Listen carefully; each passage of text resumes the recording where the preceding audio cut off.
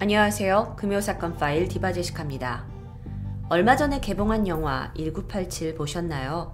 아주 인상 깊게 봤는데요. 오늘은 그 1987에서 다 담지 못한 그 역사적인 사건의 앞뒤, 전후의 이야기들을 여러분과 해보려고 합니다. 우리나라의 근현대사에 절대 잊어서는 안 될 아주 중요한 일들이 있었죠. 먼저 여러분, 이 사진 누구인지 금방 알아채실 수 있을 거라고 생각이 듭니다. 전두환, 1931년 1월 18일 경상남도 합천에서 6남 4녀 중 넷째 아들로 태어났습니다. 그는 우리나라에서 11대 12대 대한민국의 대통령으로 정말 근현대사에 크게 남을 군사 독재자로 평가를 받고 있죠. 먼저 1979년에 박정희 대통령이 김재규에 의해서 피살을 당했어요. 근데 당시에 그가 국군 보안사령관이었던 거예요. 군인이에요. 굉장히 이제 힘이 컸죠, 그때에도. 근데 이 사람이 박정희 대통령의 피살 사건 조사를 맡게 됩니다. 사실 이때 상황은요, 한나라의 대통령이 지금 돌아가셨어요. 위급 상황이에요. 그래서 이 나라의 혼란을 막기 위해 계엄령이라는 게 선포가 돼요. 그리고 이 계엄의 사령관은 당시에 육군 참모총장이었던 정승화가 맡게 됩니다. 자, 여러분들은 찬찬히 이 사건의 전말을 알아가실 텐데요. 마침 전두환과 정승화는 이 피살 사건 수사에 관련해서 또 군 인사건에 관련돼서 여러 부분에 있어서 권력 갈등을 벌이고 있었어요. 그러던 중 전두환이 정승화에 대한 불만을 품고 하극상에 의한 군사 쿠데타를 통해서 군권을 장악합니다. 자, 군사 쿠데타란 뭐냐면, 쿠데타란 말은 비합법적인 무력으로 정권을 빼앗는 일이에요. 그래서 이게 군사 쿠데타라고 부르는 거예요. 1979년 12월 12일입니다. 밤 7시였어요. 전두환은 그 노태우를 포함한 자신의 지지 세력을 다 동원을 합니다. 그리고 당시에 정승화가 있던 한남동의 육군 참모총장 공관에 난입을 해서 경비원들에게 총격을 가하고 정승화를 납치합니다. 12월 12일 날요. 그리고 나서 이 사람을 보안서 서빙구 분실로 데려가요. 그러면서 당신이 박정희 대통령 죽였지? 라고 하면서 박정희 암살 공모 혐의로 그를 체포합니다. 이걸 바로 12.12 군사 쿠데타라고 불러요. 아주 우리나라 역사에 중요한 일이었어요. 그런데 이 일은 당시의 대통령이었던, 그러니까 박정희 대통령이 돌아가시고 나서 그 최규하 대통령이 올라와 있었는데 최규하 대통령의 허락 없이 이루어진 일이에요. 그리고 나서 이제 대통령으로부터는 사실 체포 이후에 허락을 받아냈어요. 그러면서 이제 대대적인 자기가 힘을 가지고 군의 인사권을 이제 자기가 쥐어지게 됩니다. 인사권이란 건 뭐냐면, 저 사람 저 자리에 앉혀, 야, 저 사람 저 자리 다 물러나게 해, 이런 힘을 갖게 되는 거예요. 그러다 보면 그런 힘을 가지고 있는 사람은 이 전체의 권력을 손에 쥐게 되는 거겠죠. 1980년 4월입니다. 전두환은 중앙정보부 서리에 임명이 돼요. 그 전에 국군보안사령관이었잖아요. 그런데 중앙정보부에 들어가면서 이 두 양대 권력을 거머쥐게 되는 거예요. 중앙정보부라는 건 박정희 대통령 시절부터 정치 자금을 조달하는 역할을 맡고 있었고, 우리나라의 정치, 외교, 경제, 언론의 모든 분야에 관여하는 권력의 핵심 기구였어요. 그러니까 완전 나라의 군사적인 힘, 그리고 이런 어떤 경제와 정치, 이런 모든 권력을 양쪽에 손에 쥐게 된 거죠. 그러면서 이어서 1980년 5월 17일 날 전두환이 주요 지휘관 회의를 열어요. 그리고 비상계엄을 확대합니다. 자, 전두환의 세력을 신군부 세력이라고 불러요. 근데 이 신군부 세력이 점점 강해지니까, 그러면서 이제 뭘 해야 되냐? 나한테 반대하는 사람들은 다 숙청해야죠.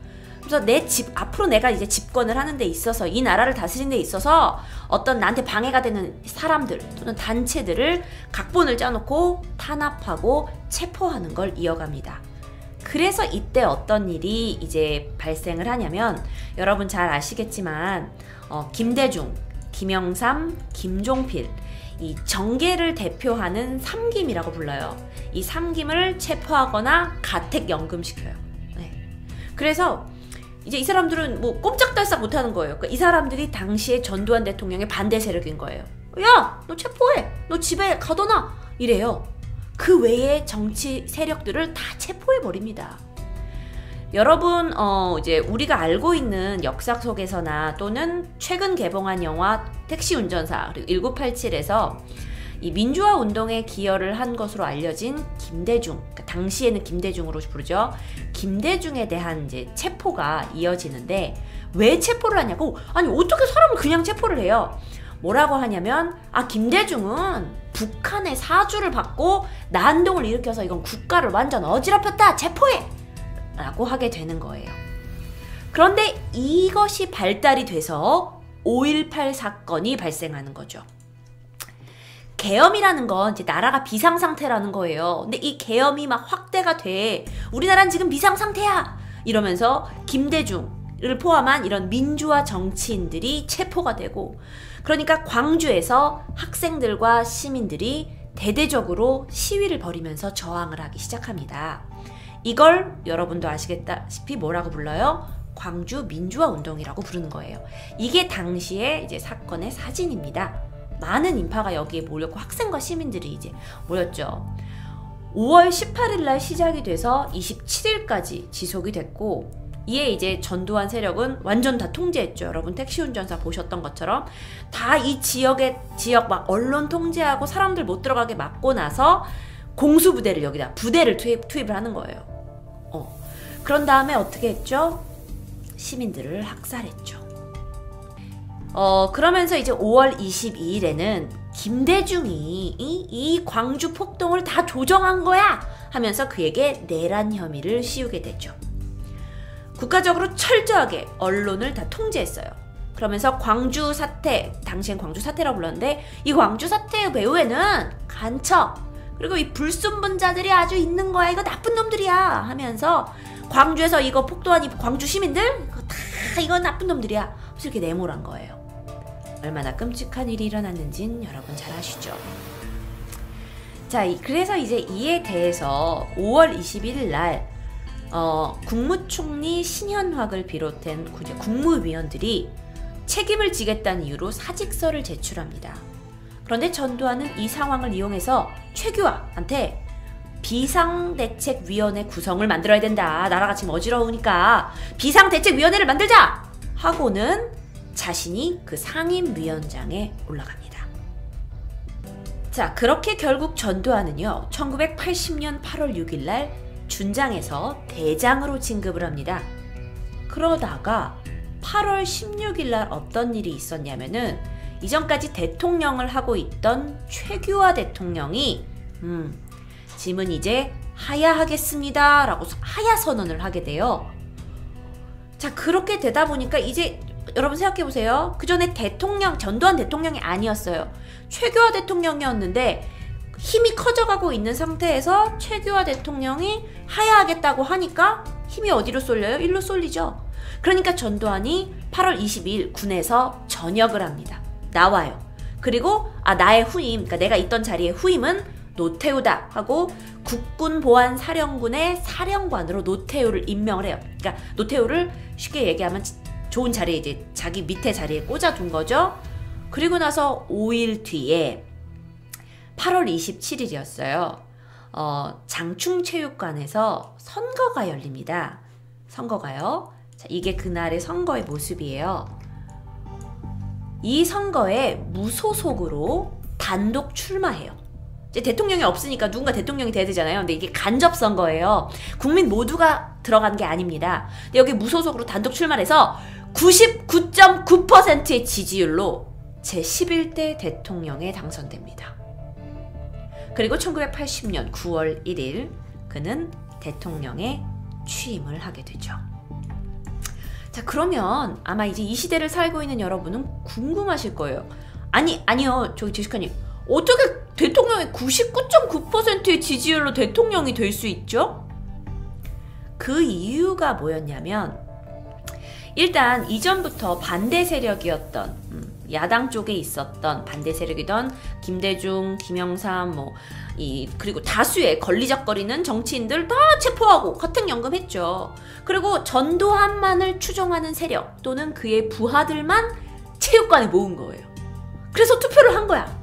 그러니까 자기들끼리 그냥 투표한 거야. 그렇기 때문에 이게 가능했던 일이에요. 이건 비민주적인 거죠. 그래서 국민들이 봐도 이거 너무 말도 안 되잖아요. 그래서 이런 거에 이제 불만을 조금씩 표시를 하기 시작해요. 아니 이게 맞는 거냐? 이게 자기들끼리 모여서 이렇게 선거에서 대통령 뽑는 게 맞는 거야? 하는 불만이 조금씩 나오기 시작하는데, 전두환 대통령은 이걸 이제 잠재워야 됩니다. 그러니까 내 정권에 불만을 가진 시민들을 고문하고 체포해요. 대통령에 당선되고 나서 이 무자비한 독재가 계속됩니다. 그래서 이때부터 전두환의 독재 정권 시절이라고 얘기를 하죠. 물론 시민들의 불만도 점점 커져가게 돼요. 그러다 보니 이제 시민들이 민주화라는 이름 하에 어떤 이제 시위도 벌이고 항쟁을 하게 되는 거예요. 그러다가 이제 시민들이 정확하게 요구하는 건 뭐냐? 개헌을 요구하게 됩니다. 개헌이라는 건 뭐냐면 헌법을 고친다는 의미예요. 그래서 당시에는 지금처럼 여러분이 선거장 가가지고 콕 도장을 찍는 이런 직접 선거가 아니었어요. 간접 선거제였어요. 그래서 이거 말 안 된다. 우리 이제 직접 선거제로 바꾸자라고 개헌 요구를 하게 되는 거예요. 그래서 여러분 영화에서도 보셨지만 시민들이 호헌철폐를 외쳐요. 호헌철폐는 호헌이라는 건 헌법을 지키자라는 거예요. 그래서 호헌을 철폐하자, 헌법 지키는 것을 그만하자 라고 쉽게 풀이를 할 수 있어요. 한 가지 말이 더 나오죠. 독재타도. 그래서 시민들이 호헌철폐, 독재타도를 외치면서 시위를 막 벌이기 시작합니다. 다시 말하면 시민들이 자생적으로 헌법 바꿔요, 직접 선거해요, 우리 대통령 우리 손으로 뽑고 싶어요 라고 이제 처절한 목소리를 내기 시작하는 거죠. 그러던 중 1986년 5월 3일이었어요. 인천에서 대규모 민주화 시위가 일어납니다. 이걸 인천 사태 또는 인천 항쟁이라고 불러요. 인천 지역은 그 노동자 단체에 대한 그 독재 정권의 탄압이 제일 심했던 곳이에요. 사실 여기에서는 어떤 일이 벌어지고 있었냐면은 이제 곳곳에서 특히 대학생들이 호헌철폐, 독재 정권 타도 막 이러면서 이제 막 운동을 벌이고 있었잖아요. 그러니까 많이 막 잡혀갔어요. 그래서 이 많은 대학생들이 학업을 중도에 그만두고 자기 신분을 숨긴 채 이런 노동 현장에 잠입을 하게 됩니다. 그래서 이들을 가르쳐서 은어로 학출이라고 불렀어요. 그러니까 이 학출들이 이제 노동 현장에서 진짜 노동자로서 일을 하면서 이제 노동조합 같은 곳에서 활동을 하게 되는 거죠. 근데 인천에 이게 많아요. 근데 이분들이 탄압을 받으면서도 이제 계속 이런 시위들을 해가고 있는 거예요. 근데 사실 학출들이 진짜 노동 현장에 취직을 하려고 보면 학력이 너무 높아요. 그래서 자신의 원래 주민등록의 어떤 그 기록을 가지고는 취업이 되기가 힘든 거예요. 그래서 이들이 주민등록을 위조한 상태로 이제 취업을 이제 도전을 하죠. 근데 이건 사실 위반이었어요. 게다가 이 5.3 인천항쟁의 그 지도부격인 인물들이 이제 도피를 하게 되면서 독재 정권에서는, 정부에서는 야! 얘들 다 잡아들여! 이렇게 하면서 막 강도 높게 수사가 진행되고 있던 와중에 1986년 6월 4일 밤이었어요. 권인숙이라는 여대생이 있었는데 그녀의 정체를 의심하고 있던 한 통장의 신고로 그녀가 이제 체포가 됩니다. 그녀는 1986년 5월 21일, 그러니까 체포되기 얼마 바로 전에 막 학출로 돌아선 사람이에요. 그래서 이 부천 지역의 노동운동에 뛰어들었는데 그전에는 서울대 의류학과 학생이었어요. 이제 이 부천에서 가스 배출기 제조업체에서 이제 취업을 하게 됐는데 자기 이름을 쓸 수 없으니까 친척 이름 허명숙이라는 가명으로 위장 취업을 한 상태였죠. 그런데 조사 도중에 봐라, 너 위장 취업했네 하는 게 드러났고 경찰들이 그녀를 체포한 거예요. 그런데 이제 경찰들이 체포를 해서 보니까 우리가 노리던 그 학출이야, 학출. 야야, 그러면 너 윗대가리들 다 어딨어? 하면서 당시에 수배하고 있던 뭐 양승조 뭐 이렇게 비롯한 이 고위 지도층 소재를 막 얘한테 이제 물었던 거예요. 이 권인숙 씨한테. 그래서 권인숙 씨가 이틀 동안 이제 수사를 받고 6일날 새벽에 경찰서 상황실로 끌려가게 됩니다. 그녀가 쉽사리 자백을 하지 않아요. 그래서 경찰서장이 분노해요.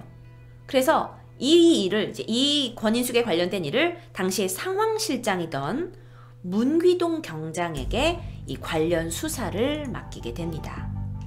그래서 끌려온 그녀가 이 문귀동 경장하고 마주하게 됐어요.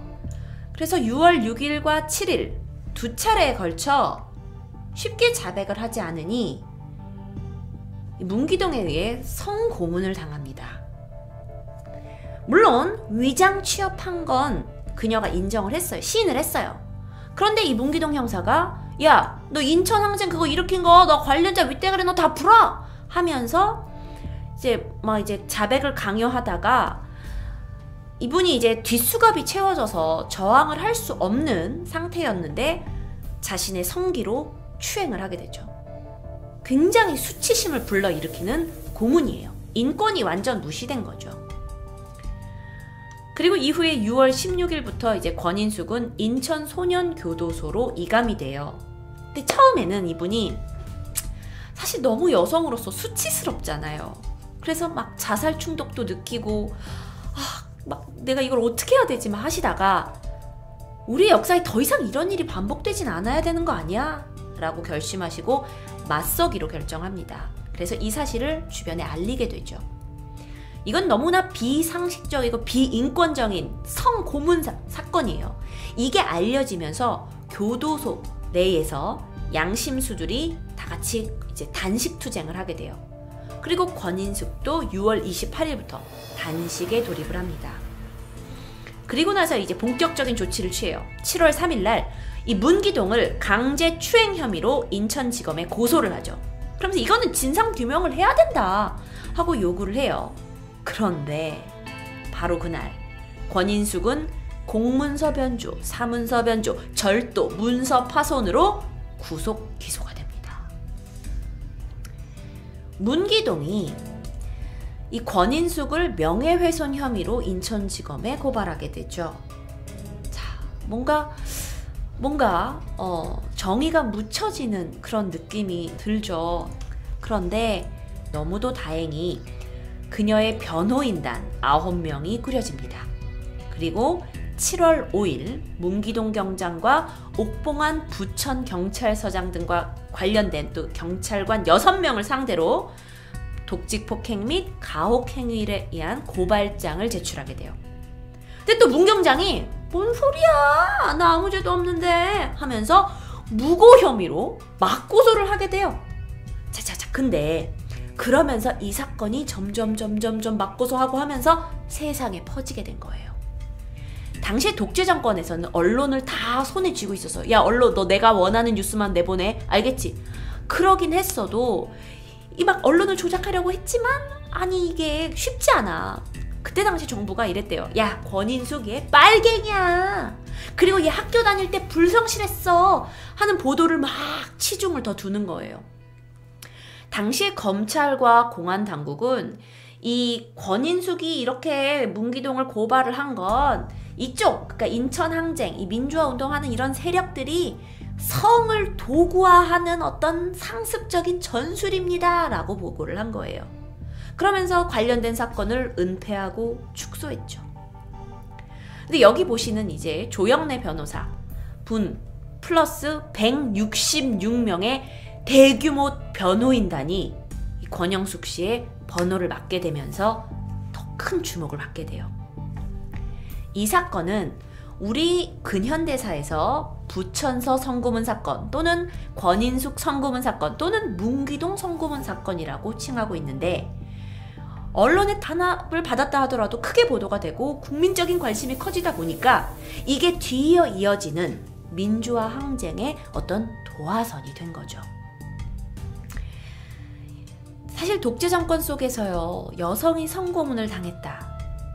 이게 권인숙한테 굉장히 불리해 보이던 사건이었죠. 그런데 이 다음에 제가 소개할 박종철 고문치사 사건 그리고 6월 항쟁을 거치면서 상황이 완전히 변했어요.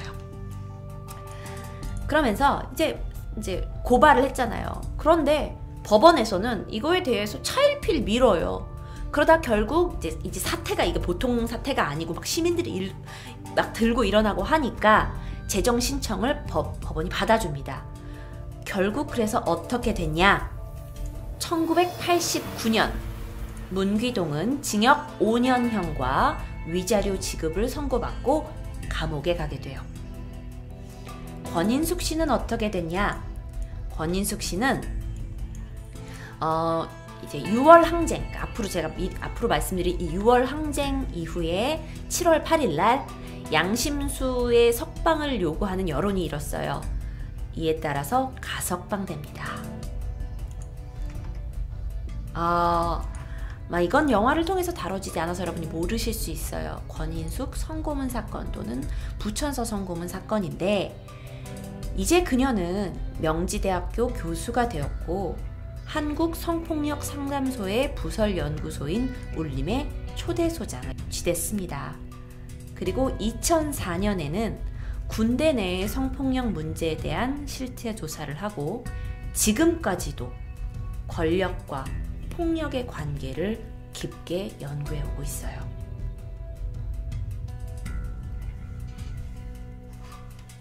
다음 영상은 아래 이어지는 영상 통해서 보실 수가 있습니다.